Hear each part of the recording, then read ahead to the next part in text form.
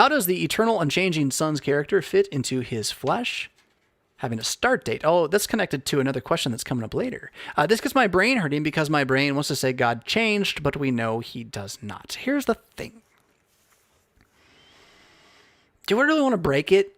Because what needs to happen is you have to break it. That part of your brain you're working with right there, like it already is broken. You just will not acknowledge that it's broken.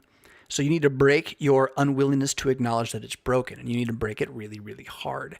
And it basically goes like this. It doesn't make sense. And that's none of my business. No, it doesn't make sense. I'm not just talking about what your question's about. No, slow down, sit down, take a step back. You got a window near you? Look outside. You see it? Hold on, I'm gonna do it with you. All right, I'm looking at some green grass and a house and some wind. I'm gonna tell you this, it doesn't make sense. If you think you're gonna make sense of it, at the end of the day, you're gonna die sad and depressed. It doesn't make sense. But it's not completely crazy either. And in fact, you have the key, which is a narrative, a history that you know ahead of time, in part, that does make sense. Except for that it doesn't make sense. In the same way that everything else doesn't. Because if you want making sense to mean I can fully wrap my brain around it entirely, you're done. Just go land on the YouTube page and try. You can't. There's too much. If you've never studied quantum physics, I really recommend the lowest end entry point you can find. Go search for a cartoon on it or something. But go look at some quantum physics. And acknowledge that if it means anything, it means we have no clue what's actually going on. With the world, with the universe, with time, space, and existence. We have absolutely no idea what is going on. And so, trying to figure out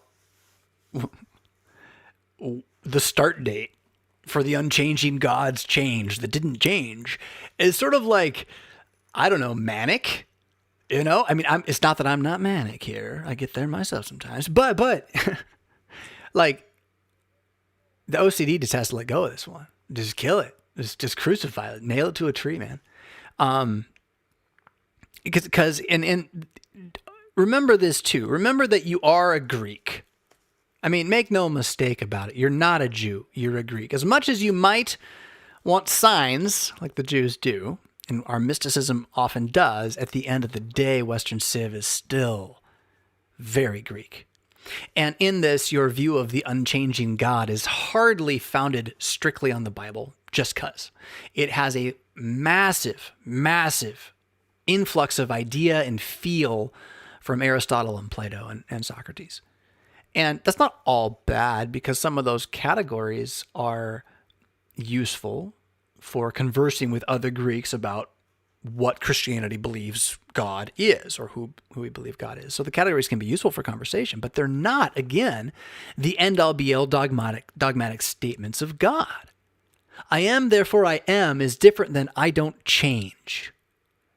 Especially if we're going to use the phrase I don't change to mean anything ever. Because let there be light was God changing some pretty significant things, right? Change is a verb now. I change that. So, I mean, we can go deep on the why it's really not that big a deal to begin with, or you can just say this one too. Can you believe in a God who's big enough to change and remain unchanged? Now, this is a spin on that old philosophy question that they try to throw you off with in college. If you're going off to college, here's one of the ones like, ooh, we're so funny, we're so smart. Can God make a box big enough that he can't move it, or small enough he can't fit in it, or whatever? However they spin it. Can God do this thing that's so big that now God can't do anything about it? And if you say yes, you're like, well, then he's not God. If you say no, then he's not God. So, oh, aren't you so smart? Or God can make a box that's too big for him to lift, and as soon as he has achieved it, it's now something he can lift because he is big enough to lift it. God can make an unliftable block that he can lift. One that he can't lift that he can lift. How? Because he's not you. With the whole question. Your way of trying to imagine what it's like to be God is done from within the timeline of being a created animal. Like, you just don't got the perspective. You know what I'm saying? I'm sorry, I'm like guffawing this morning, but it's just sort of like, wait for the Lord, man. Be strong. Let your heart know courage.